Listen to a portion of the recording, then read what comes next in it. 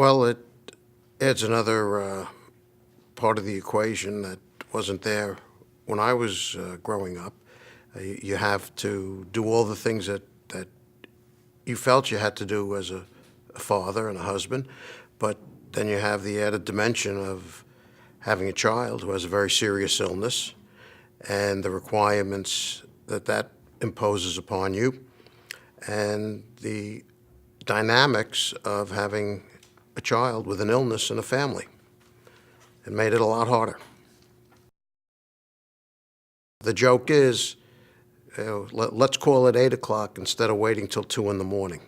I'd rather wake the doctor up at 8 if they're asleep early than for sure wake them up at 2. It just, you have to be vigilant all the time. And I could spend an hour telling you all the different things that go on that you have to look for. You got to get into a routine, and you have to anticipate.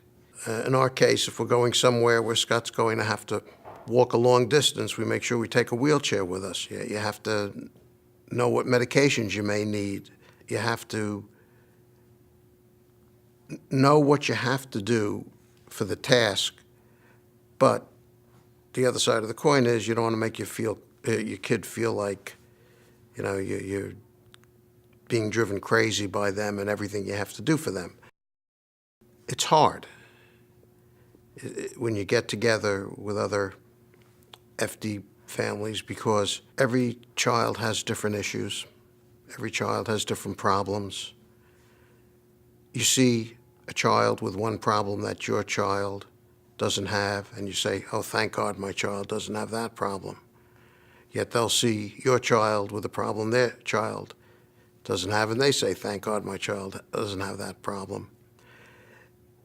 It's empowering to have a group that works together and tries so hard, but it also hits home again of what type of a situation you're in and how desperate it is sometimes.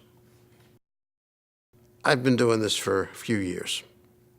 Unfortunately for me, I'm now the old man of the group, whereas 32 years ago I was the new guy.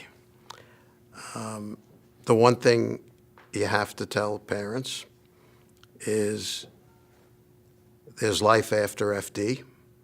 And when I mean that, I mean an FD diagnosis, that you will love your child will be a joy to you, and you're going to have a lot of tough times ahead that you wouldn't have with a child who didn't have FD.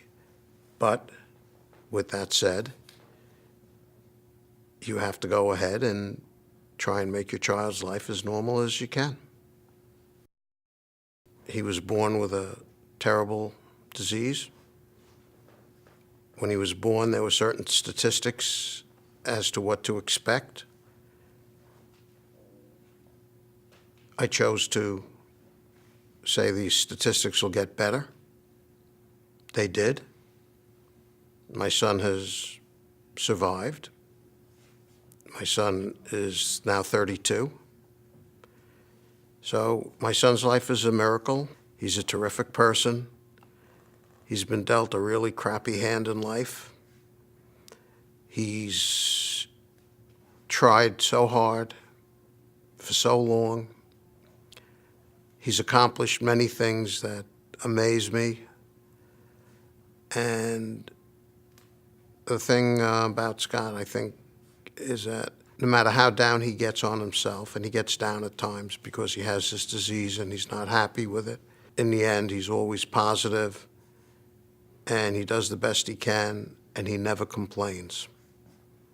And he's such a good person that you couldn't ask for a better child.